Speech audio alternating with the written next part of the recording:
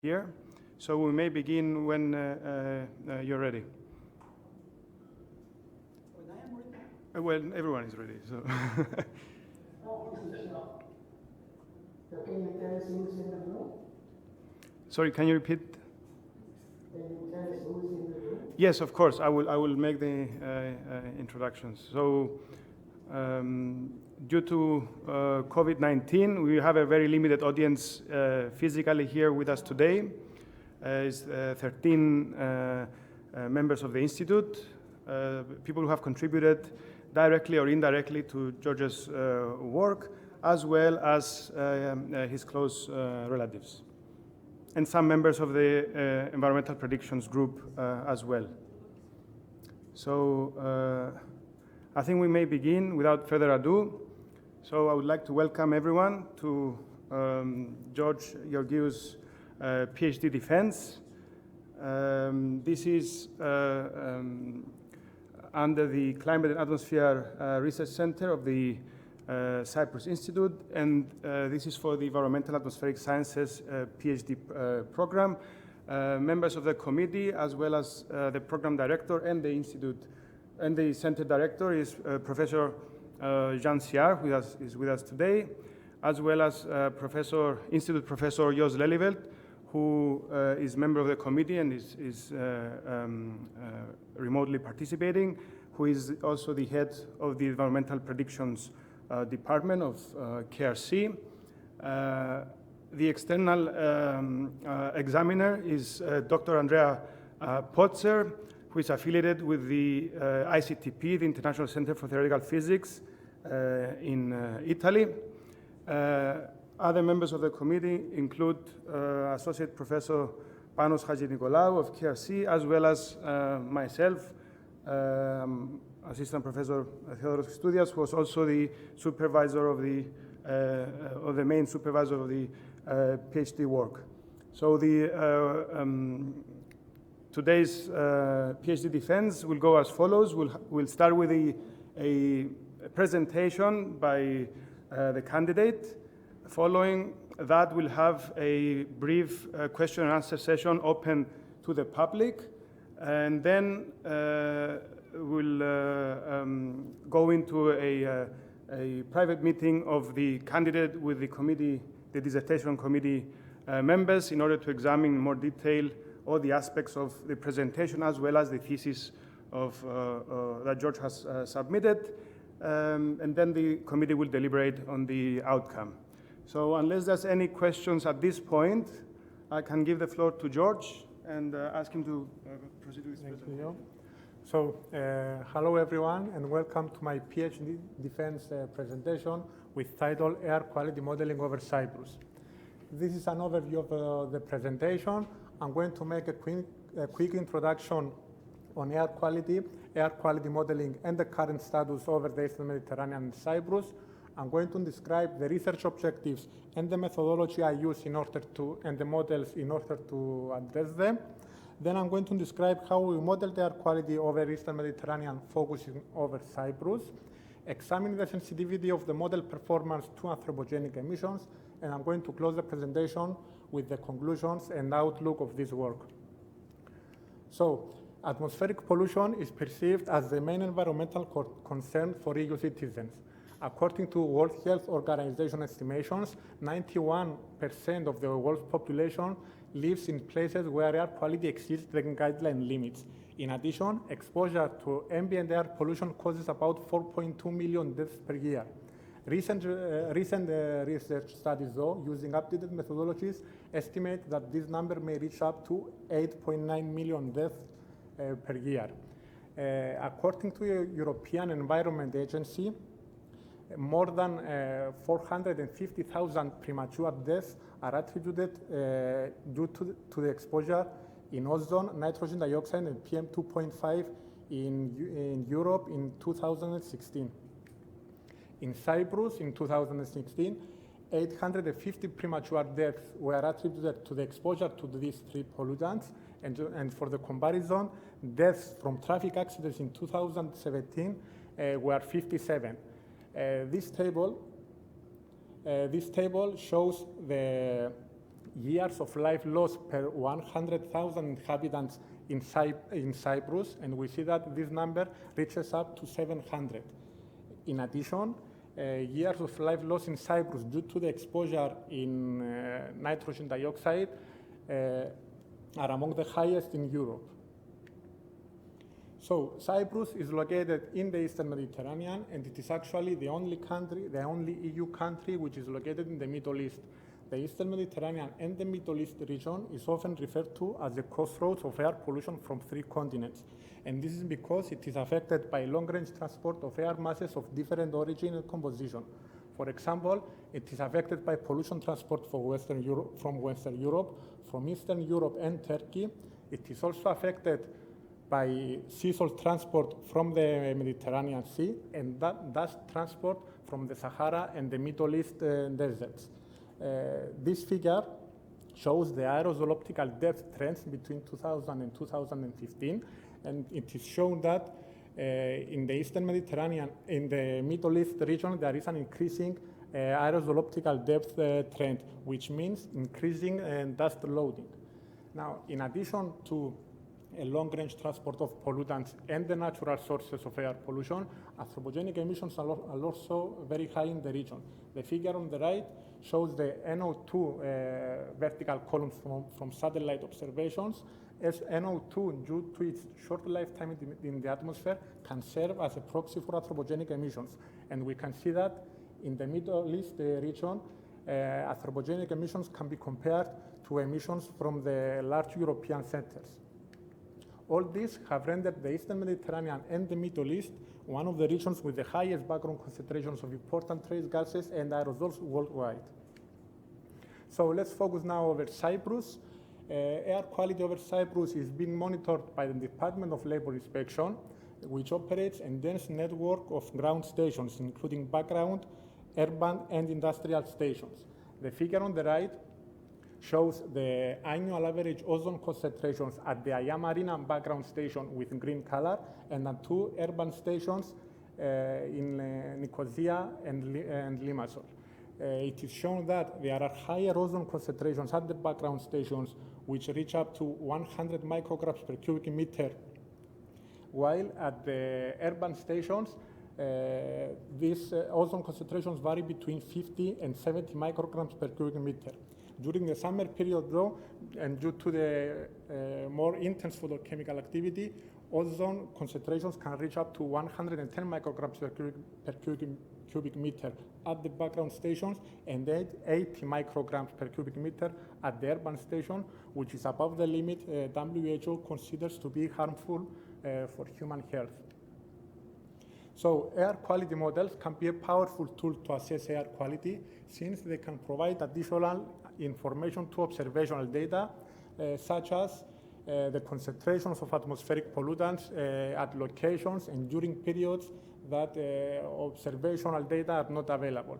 So they have a wide range of applications, such as understanding the drivers of atmospheric pollutions, air quality forecast and projections, but they can also be used for policy making. These models are built from the fundamental conservation laws governing the physical behavior of the atmosphere, and they calculate the concentration of chemical species in this following form. Where Ci is the concentration of species I, the first 5 terms describe the rate of change in the concentrations due to advection, diffusion, cloud processes, dry deposition, and aerosol processes. Rgi is the net production from gas phase reaction, and EI is the emission rate. The most challenging components of this equation regarding air quality are the aerosol processes, which are described in the air quality models through the aerosol mechanisms, and the net production due to gas phase reduction, which is described in the models through the gas phase chemistry mechanisms. It is shown in the literature that various gas phase chemistry and aerosol mechanisms have different behavior in terms of predicting atmospheric concentrations of pollutants over specific regions.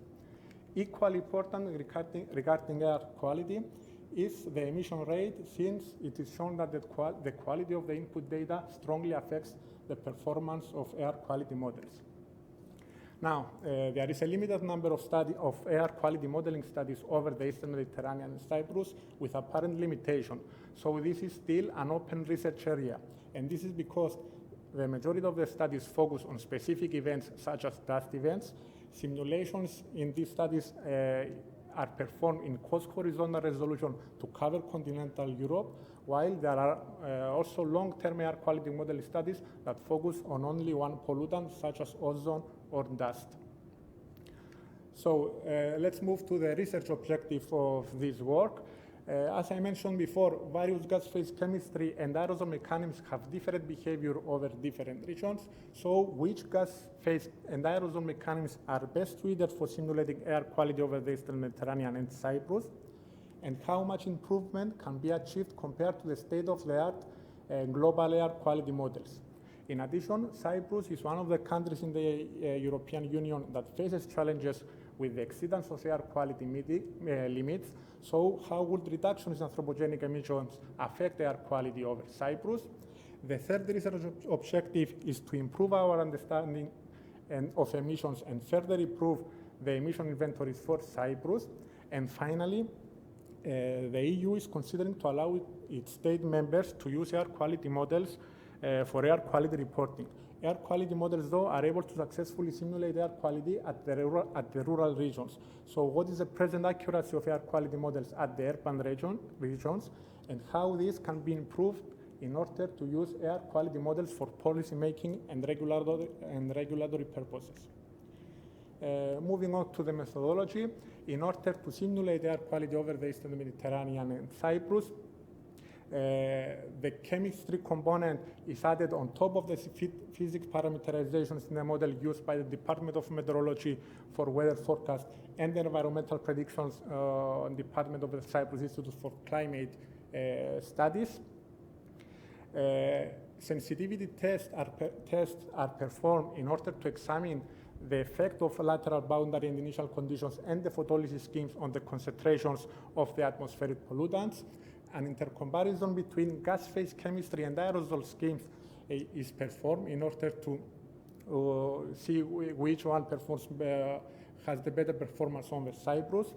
Nesting is used to go down to the order of 1 kilometer horizontal resolution, and of course at each step we compare the model performance to measurements at ground stations. In order to examine the effect of reduction in anthropogenic emissions on air quality over Cyprus, a zero-out anthropogenic emissions analysis is performed. In order to improve our understanding of emissions and further improve the emission inventories over Cyprus, we compare the performance of different emission inventories, including temporal variation in the emissions. And finally, in order to evaluate and improve the performance, the model performance at the urban regions, we perform an sample of simulations with different emissions, including the implementation of a very high resolution emission inventory. So the model used in this study is the WRF-Chem model, which is the weather research and forecasting model coupled online with chemistry. It is a community and widely used model for forecasting and research, and the underlying WRF model is used by the Cyprus Department of Meteorology for daily weather forecast. As I mentioned, it is a coupled model, which means meteorology and chemistry are treated online at each time step, which allows for feedback between meteorological and chemical processes. The model is also able to resolve shorter time scales than the output of the meteorological model. Finally, it is a regional model, which means it can run in very high horizontal resolution down to the convection permitting resolution limit of 1 kilometer. And it has more accurate representation of topography, wind profile, and emissions. So, in order to model air quality over the Eastern Mediterranean and Cyprus, we examine the performance of 3 of the most widely used gas phase chemistry and aerosol mechanisms. These are CBMZ chemistry with MOSAIC aerosols, MOZART chemistry with MOSAIC aerosols, and RADEM2 chemistry with SORGAM aerosols. The MOSAIC aerosol scheme uses a sectional approach for aerosol treatment, which means aerosols are subdivided into bins according to their size, On the other hand, SORGAM uses a modal approach, which means the aerosols are subdivided into 3 modes: eigen, accumulation, and coarse mode. Some additional comments about the chemical mechanisms. CBMZ uses a lump structure approach for organic species in order to be less computationally expensive. MOZART uses the same gas phase chemistry as the MOZART-4 global model, which is used in our simulations to provide the boundary conditions, while all the 3 mechanisms use different treatment for volatile organic compounds.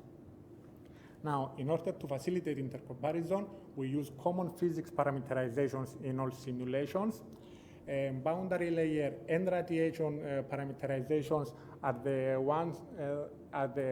parameterizations that have been optimized for Cyprus by the Department of Meteorology for weather forecast and the Environmental Prediction Department for climate predictions. And GREL-3D is the only cumulus parameterization which is available and coupled with chemistry, while microphysics and photolysis schemes were selected after personal communication with NCAR. But on top of that, we perform additional sensitivity tests using all the photolysis schemes in order to examine the effect on the concentrations of the air pollutants, and it was shown that there were only minor differences between the concentrations using different photolysis schemes. I mentioned before that the WRF-Chem model is a regional model, so we need to provide lateral boundary and initial conditions. So for meteorology, we use the global forecast system, and for chemistry, the MOZART-4 global model. The Edgar H. TAP version 2 anthropogenic emission inventory is used for anthropogenic emissions, while biogenic, dust, and sea salt emissions are calculated online through the simulations using the Megan model and the Gokart schemes. These are our model domains. We use three nested domains in order to go down to 4 kilometers horizontal resolution over Cyprus. And that's a first experiment. We perform our simulations during the summer period. We choose the summer period because of the intense photochemical activity, but in addition, during July 2014, there were additional observational data available from the Cyprus Photochemical Experiment Campaign, or CYPHEX. This campaign took part at the western part of the island, which can act as a receptor point for air pollution during summertime conditions. So before moving to the intercomparison of the 3 mechanisms, we performed some sensitivity tests to examine the effect of boundary conditions on the model concentrations. It is shown in the literature that lateral boundary conditions affect the surface model ozone concentrations. It is also shown that the MOZART-4 global model overestimates ozone during summertime. So we reduced the ozone inflow from the MOZART-4 global model to 70%. This resulted in a significant reduction in bias in ozone concentration, which was reduced from 21% to 9%. Now, since dust is an important component of air quality in our region, we also examined the effect of dust inflow from the boundaries on the total PM2.5 concentrations. So in this test, dust inflow from the MOZART-4 global model was completely removed, and it was found that dust from boundaries accounts for about 20% of the total PM2.5 concentrations. But also, in addition, ozone concentrations were also influenced through the aerosol and radiation feedbacks. Now let's see how the model performs in terms of the meteorological parameter. The model reproduces summertime synoptic circulation pattern over the Eastern Mediterranean, which is shown on the figure on the left, but it is also able to simulate successfully local circulation, since it can capture sea breezes during daytime and land breezes and katabatic winds during nighttime. Finally, temperature and surface pressure were also successfully reproduced. So now let's see how the model performs in terms of the ozone concentrations. These are the ozone monthly average ground level concentrations from the CBMZ, MOZART, and RADEP2 mechanisms. It is shown that MOZART and CBMZ produce higher ozone concentrations over Southern Europe and the Mediterranean, and this difference in the concentrations was attributed to the different treatment of VOCs between the three mechanisms. Now let's see how this compares to observational data. The figure on the bottom shows the observed ozone concentrations from all background stations in Cyprus, and the model concentrations from the three domains of the WRF-Chem model and the MOZART-4 global model. It is shown that regional scale simulation improves by a factor of 2 to 4 the simulated ozone concentrations, since the normalized mean bias was reduced from 37% from the global model to 24% for CBMZ, 26% for MOZART and RADEM2, and 10% from RADEM2. So we see that the RADEM2 mechanism has the smallest normalized mean bias compared to the other two, compared to CBMZ and MOZART. It is also shown that by changing only the horizontal resolution of the simulations, no further improvement can be achieved in terms of predicting the ozone concentrations. So let's move to nitrogen oxides. These are the modeled and observed nitrogen oxide concentrations over Cyprus. It is shown that NOx are underestimated by all three mechanisms by more than 40%, and combined with the fact that NOx have a very short lifetime in the atmosphere, we end up to the conclusion that there might be some deficiencies in the emission inventory used in the simulations. These are the carbon monoxide modeled and observed concentrations at the Aya Marina background station and the CIFEX campaign. We can see that the model captures the CO concentrations at the CIFEX campaign, which is an indication that the model can simulate, can capture long-range transport, since, as I said before, the station was located to the western part of the island and acts as a receptor point. But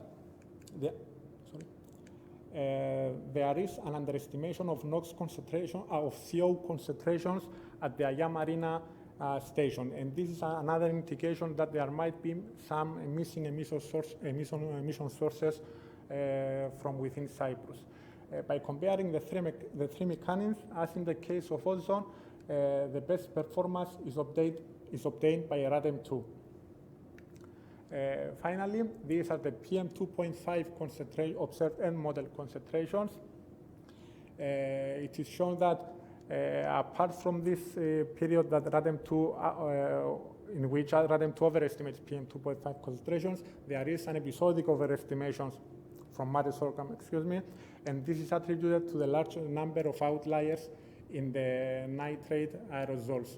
Overall, though, and apart from this, modeling inorganic aerosols for all three mechanisms fall within the spread of the measurements.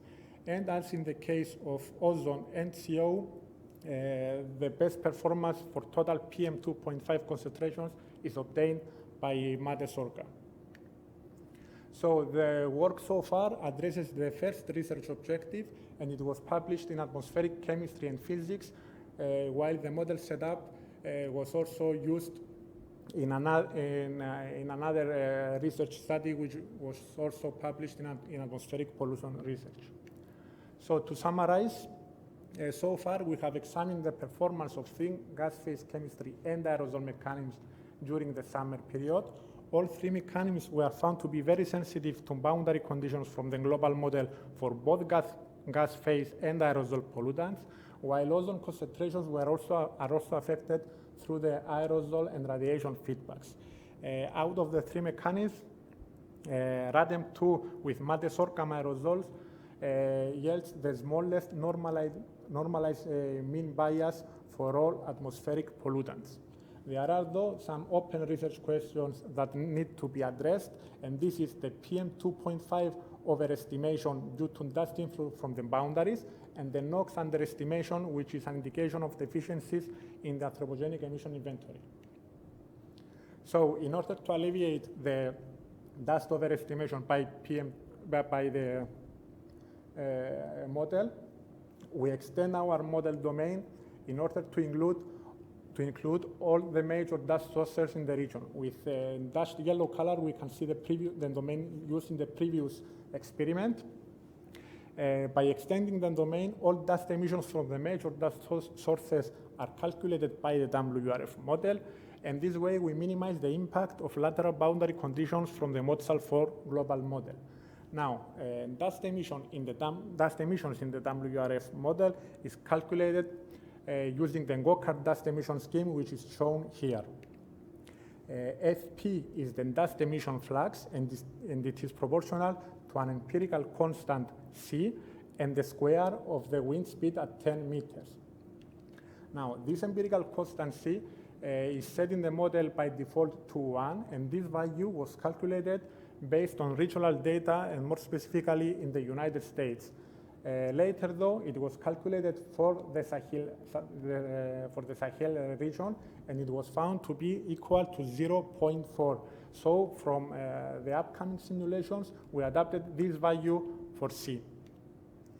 In addition, SORGAM was found to underestimate secondary organic aerosols. In order to alleviate this issue, parameterization for secondary organic aerosol formation based on the volatility basis set was developed and implemented into the model. This parameterization is coupled with the RAS-EM gas phase chemistry mechanisms, which is based on RADEM2, but includes updated reaction constants. So in order to examine the effect of this parameterization on the model performance, we performed annual simulations for the outermost domain for 2015, and the model output was compared to observations from the air-based network over Europe. It is shown that the implementation of the VMBS parameterization resulted in an improvement in the simulation of PM2.5 by 16%. In addition, ozone concentrations were not significantly affected since the model retained its good performance for ozone. Now, all these changes and implementations resulted in an important improvement in the normalized mean bias for summertime PM2.5 over Cyprus. So now that the major sources of model uncertainties have been identified and addressed for our region, we examine the sensitivity of the model to anthropogenic emissions.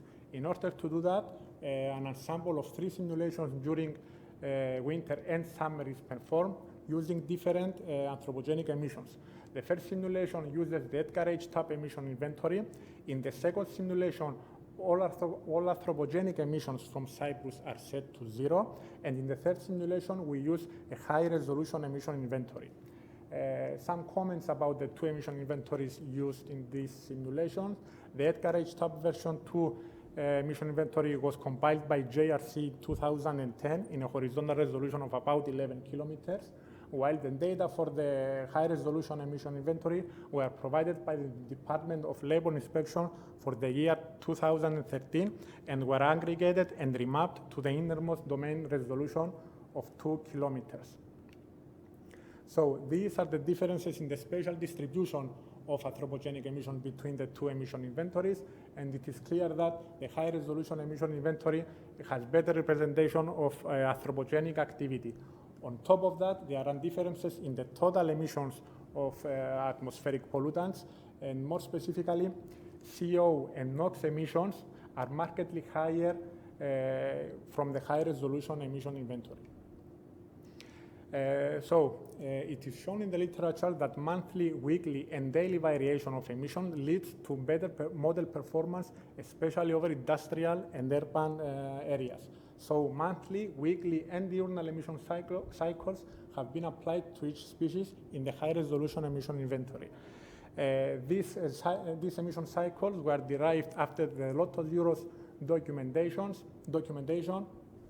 and the emission factors for each species applied according to the predominant anthropogenic activity per season in Cyprus. For example, annual CO emissions in Cyprus are dominated by road transport, which is shown in brown color. So these are the hourly, daily, and monthly emission factors that have been applied for each species. And in addition, in species with seasonal variation, different emission factors have been applied for winter and summer.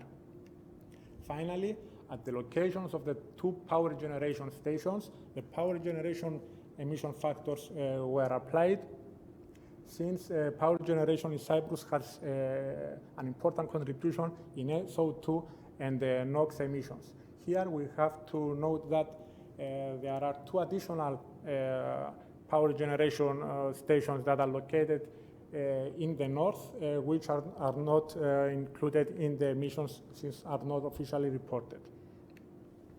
So now let's see how the models, how these emission inventories perform. Here we can see the average fine particulate matter PM2.5 concentrations for summer and winter, and then the diurnal profile at the Aya Marina and the Nicosia urban station. It is shown that there are no important differences between the EDGAR and high-resolution simulation as expected, since there were no important differences in the total emissions between the two emission inventories. The EDGAR and high-resolution simulations yield similar PM2.5 concentrations to the zero simulations, but we can also see that on top of total overestimation by all three mechanisms, there is night PM2.5 concentration underestimation during the winter at the urban regions. A clue for this can be given by looking at the CO concentrations, since PM2.5 and CO concentration emissions are affected by emissions from residential heating during the winter. So these are the differences between the high resolution and the EDGAR emission inventories for summer and winter, and these are the average concentrations. As expected, the largest differences between the two emission inventories are shown near the locations with anthropogenic activity. The background concentrations are captured by all mechanisms, by all simulations, but there is a strong underestimation of urban concentrations by both EDGAR and high-resolution simulations. Combined with the fact that EDGAR, high-resolution, and zero simulations yield similar concentrations, leads to the conclusion that both emission inventories are missing local emission sources, which are more pronounced in winter. And these emissions could be emission sources for residential heating, which might be underestimated in the emission inventory. And it was also shown by Bikridas et al. That these emissions have an important effect on the total PM concentrations over Cyprus, over the urban region during winter. So these are the nitrogen oxide and ozone concentrations from the high-res and the EDGAR simulations during summer and winter. The field dots on the map indicate the average observed concentrations during the period we examine, during each period, and it is shown that observed NOx concentrations are higher during winter. In addition, the high-resolution emission inventory is in better agreement with the measurements at the urban stations. Regarding ozones, observed and model ozone concentrations are higher during summer as expected, and we can see that all of the island population is exposed to ozone concentrations of about 40 parts per billion during winter and 55 parts per billion during summer. These are the differences between the high resolution and the EDGAR simulations during the winter. As expected, again, the largest differences in the NOx concentrations are near the locations with anthropogenic activity, but we can also see that near these locations, ozone concentrations are lower from the high resolution simulation. Now let's see how these results compare to observational data. These are the average NOx and ozone concentrations during the winter, and then the diurnal profile of NOx and ozone at the Nicosia urban station. It is shown that high resolution and it is shown that both simulations capture the background concentration of NOx and ozone, but at the urban stations, the EDGAR simulation, which is shown in blue, highly underestimate NOx concentrations, while smaller normalized mean bias is shown for the high resolution simulation. In addition, high resolution resembles better than the diurnal profile of NOx concentrations, since it is able to capture the morning and the nighttime peaks in NOx concentrations. This is also reflected on the ozone diurnal profile, which again is resembled better by the high resolution simulation, and since it can capture the abrupt decreases in ozone concentrations, which occur at the same time with the peaks in ozone concentrations. So in NOx concentration, excuse me. So the intraday behavior of NOx and ozone is captured only if the diurnal variability of the anthropogenic emissions is implemented into the emission inventory. So let's examine now the effect of national emissions on air quality over Cyprus. These are the differences between the high resolution and the zero simulations during winter. And it is shown that by removing anthropogenic emissions from Cyprus, as in the case of the zero simulation, there is an important reduction in NOx, in CO and NOx concentration. There is also an increase in ozone concentration near the emission sources, including the urban regions where the majority of the population lives. So this work addresses research questions 2, 3, and 4, and it was published in Atmospheric Environment earlier this year. In addition, our model setup was used in order to examine the impact of a 20% increase in the final demand for the output of agriculture, and it was shown that Cyprus is among the countries with the highest excess mortality rates due to changes in the emissions. This work was also published in the Science of the Total Environment, and in another research study, the effects of applying the ammonia emission reductions commitment from 2020 to 2029 as set by the EU was examined. And although it was found that premature mortality due to PM2.5 exposure will be reduced in some countries, such as the Scandinavian countries, in Cyprus, premature mortality in that case will be only reduced by 1.1%.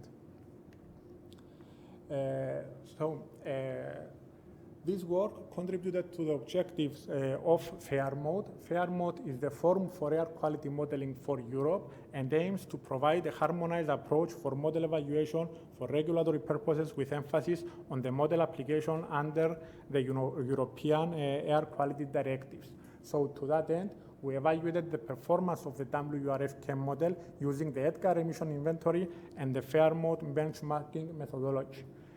This methodology uses a modeling quality indicator which takes into account various statistical parameters. It was shown in the study that model performance criteria for ozone and NOx were satisfied using the EDGAR emission inventory for both background and urban stations. However, we saw earlier that the EDGAR emission inventory cannot capture the diurnal variability in NOx and ozone at urban concentration at urban location, which is crucial in order to successfully simulate the ozone concentrations. The model performance criteria in that case were satisfied because of the large measurement uncertainties at low concentrations, which lead to easily satisfied criteria. So we end up to the conclusion that more strict criteria have to be applied when evaluating air quality models for regulatory purposes at relatively low concentrations. This work was also published in a peer review journal.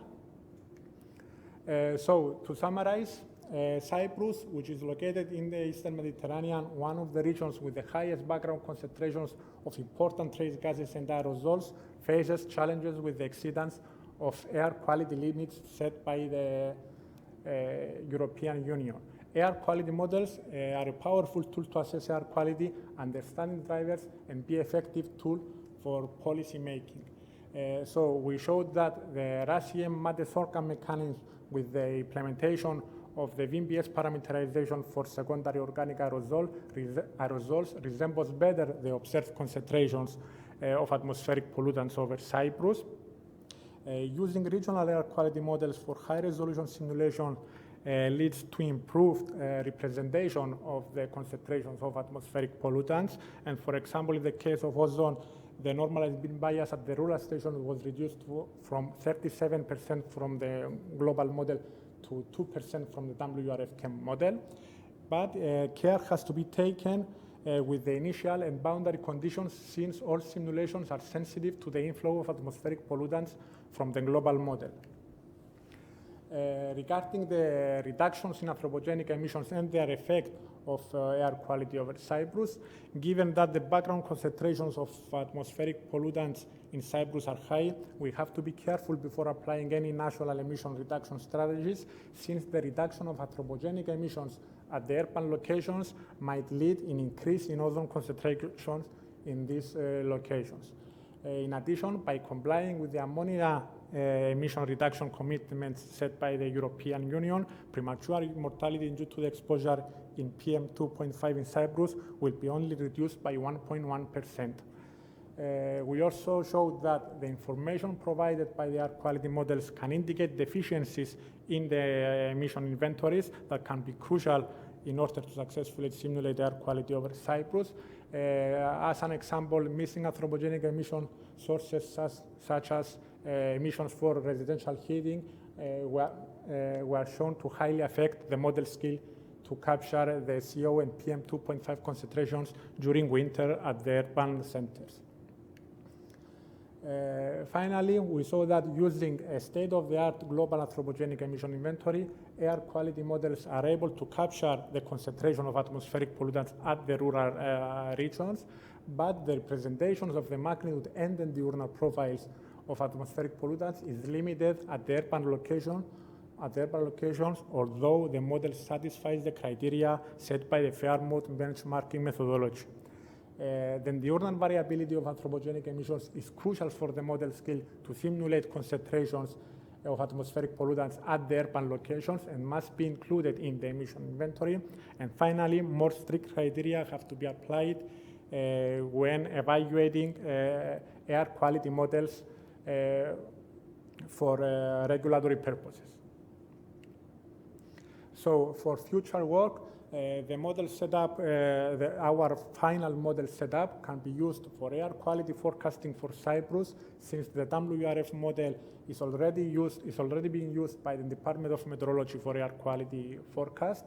It can be used for an air quality early warning system, for example, in the case of extreme dust events, but it can also be used for dust forecast for energy production from photovoltaics and or concentrated solar power technologies.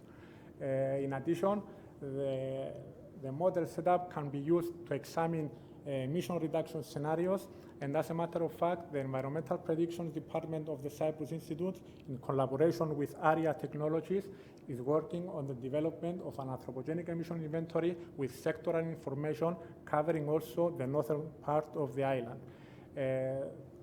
An emission inventory with sectoral information which will allow us to examine different reduction scenarios, such as the reduction of vehicle emissions or the reduction of emissions for power generation. And of course, examine the effect of this reduction on air quality over Cyprus and on human health by estimating the years of life loss, for example, due to the exposure in NO2, ozone, and PM2.5. The model can also be used for further research, such as air pollution source apportionment, in order to estimate the contribution of specific regions on air quality over Cyprus. For climate change studies, since it provides feedback between atmospheric pollutants and solar radiation, And finally, dust emission and transport in the region must be investigated systematically since it is an important component of air quality in our region. So during my PhD studies, I participated in 6 peer-reviewed journal publications. I gave a number of oral and poster presentations in international conferences. I took part in a number of training schools and workshops, completed, of course, my PhD courses, and during the last 2 years, I've been working as a research technical specialist on the MetaSat project, which is funded by the European Space Agency and aims to update the anthropogenic emission, the EDGAR anthropogenic emission inventory using observations from satellite data. So before closing, I would like to thank the Cyprus Institute and the Office of Graduate Studies for providing the opportunity and the funds to complete my PhD studies, the Cyprus Institute High Performance Computer Facility for providing the computational resources for our simulations, the members of the Environmental Observation Departments of the Cyprus Institute, the CyFEX campaign, and the Cyprus Department of Meteorology for providing the observational data for model evaluation, the Cyprus Department of Labor Inspection for providing the data for the high-resolution emission inventory, and of course, observational data for model evaluation, Professor Jos Lelyveld and the members of the Environmental Prediction Department of the Cyprus Institute for the valuable discussions. Special thanks to Dr. Jonilta Gusta and Dr. Yannis Proestos for their scientific and technical support, fruitful comments and advices. And of course, I would like to thank my supervisor, Assistant Professor Theodoros Christoudias, for his guidance, support, and confidence for the realization of this doctoral thesis. And thank you all for your attention.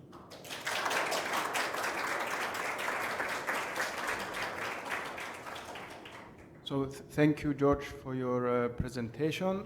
I think now we'll take some questions. I would like to start with any questions from the audience that are physically present here, while we wait for any questions from the participants online.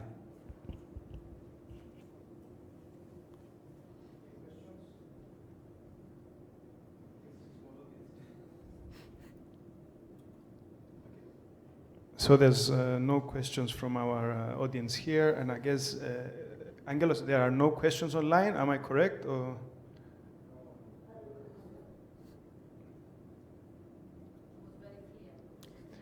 So if not, okay, then we can move to members of the committee. I think I heard, Jos, you have a question? Oh.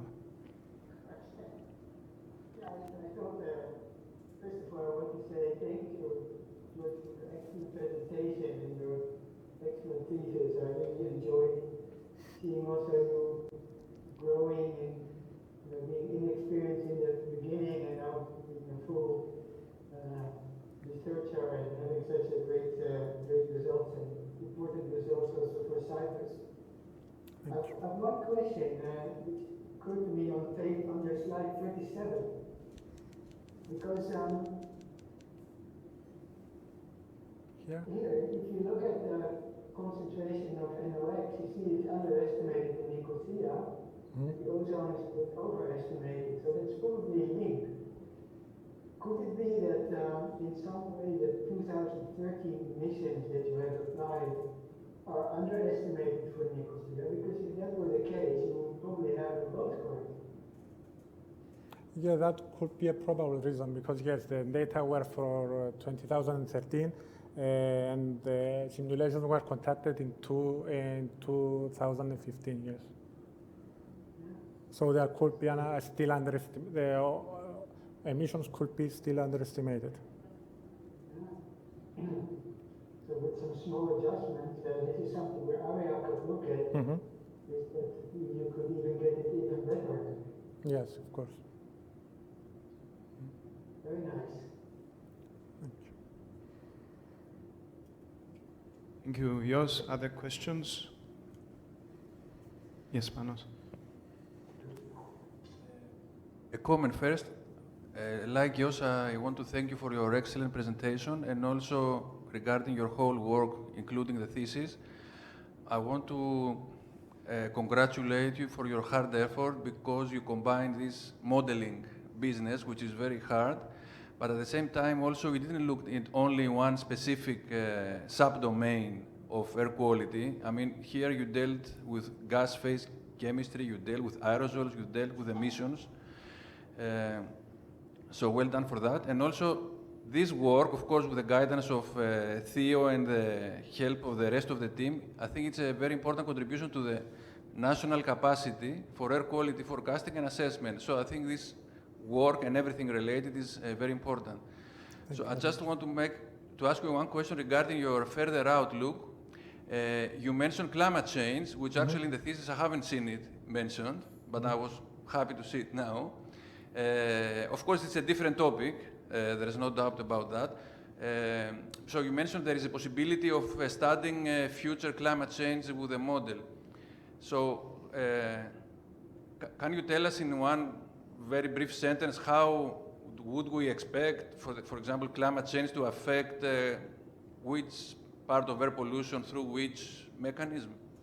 Okay, actually, there are feedbacks between both the air pollution and the parameters that are mostly examined in climate predictions, such as the solar radiation, for example. So there will be feedbacks between dust and solar radiation. At the moment, dust is not included in the climate predictions, I think. And also, there are studies that show that ozone is also affected by the temperature. So temperature increase in temperature, it was shown to cause increases in ozone production. So air quality will be even burdened by this fact.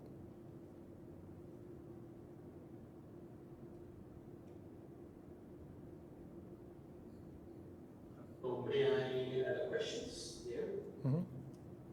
Yes, Andrea, please go ahead. Okay, thank you. So first of all, thanks again for the excellent presentation and a very nice PhD to read. So you have done very nice work. I have just a very small and technical question. So you have shown that this, if I understood correctly, there was this RAT2 was somehow the best fitting with your chemical mechanism in your location, so at Cyprus, with this. Now there's a bit, let's say, provocative. You have done all these tests and you checked that this is the best combination for this location, those emissions. Would that change if you would change emissions, for example? Would it change if you have different, let's say, region, well, not region, but let's say domain, or would change if you change the resolution in your model? In the sense, how tight are you to your actual configuration? Yes, emissions will definitely have an impact on the model concentrations, and that's why we choose to implement an emission inventory and a detailed emission inventory for Cyprus, and with more recent data, of course. Of course, the resolution also might affect the simulations, although we saw that if we don't change anything else, such as the emissions, resolution by itself won't further affect the concentrations of model pollutants.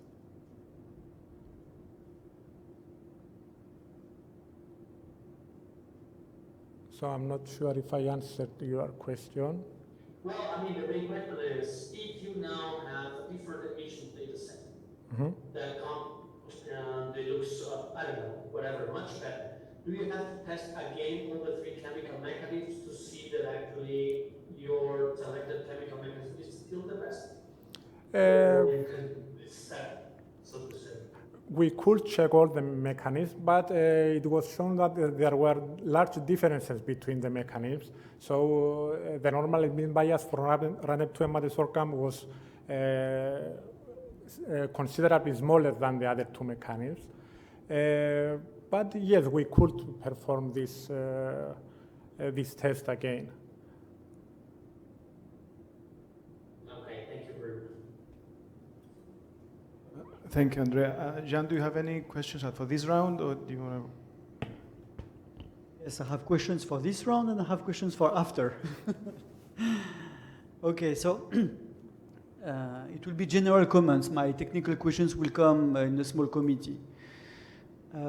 First of all, I would like to congratulate you for the quality of your oral presentation. It shows very well. I was extremely happy to look at the scientific questions. Obviously, it looks like you have been informed about my comments in my review, that I was expecting some scientific questions, or not? To be honest, we had these research objectives in the presentation before we received Okay, the... even so better. This is the honest...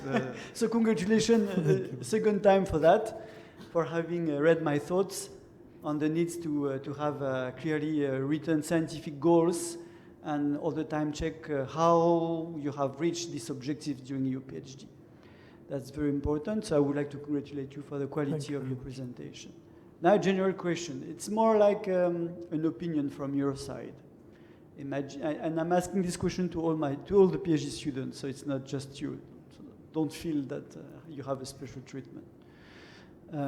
If you could go back to, I don't know, 4 years when you started your PhD, if you could do it again, what you would do and what you would not do of everything you have done so far?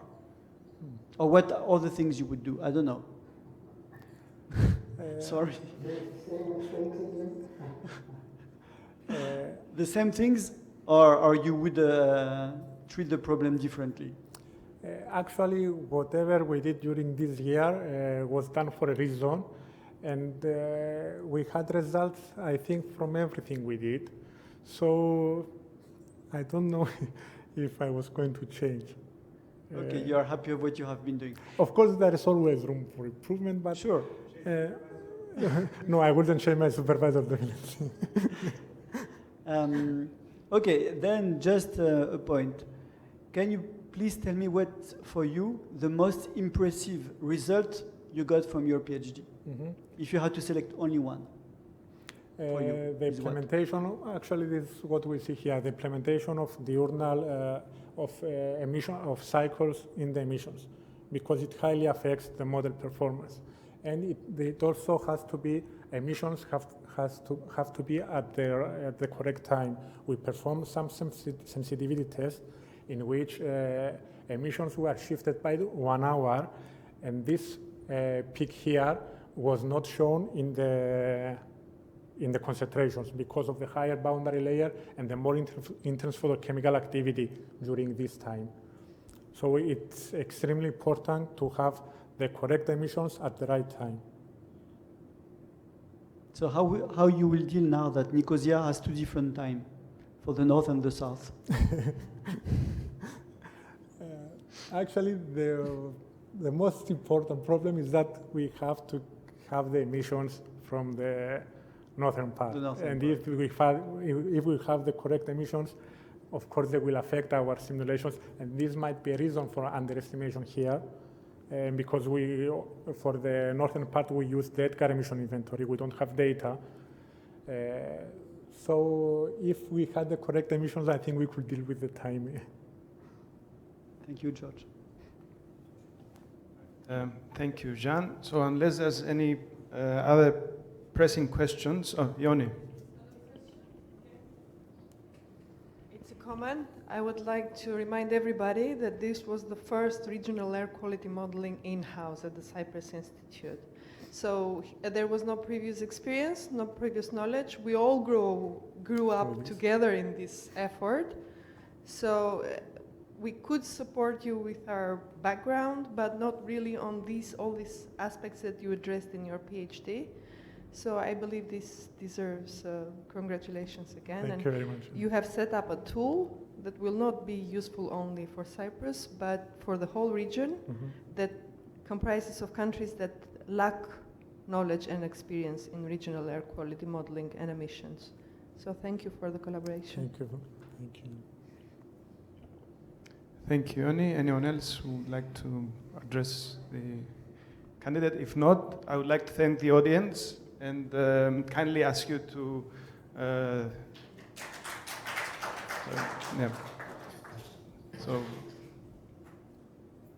thank you all for being here, and also I would like at this point to say goodbye to our online audience. So this is now we'll begin the closed session. So goodbye everyone, and thank you for participating.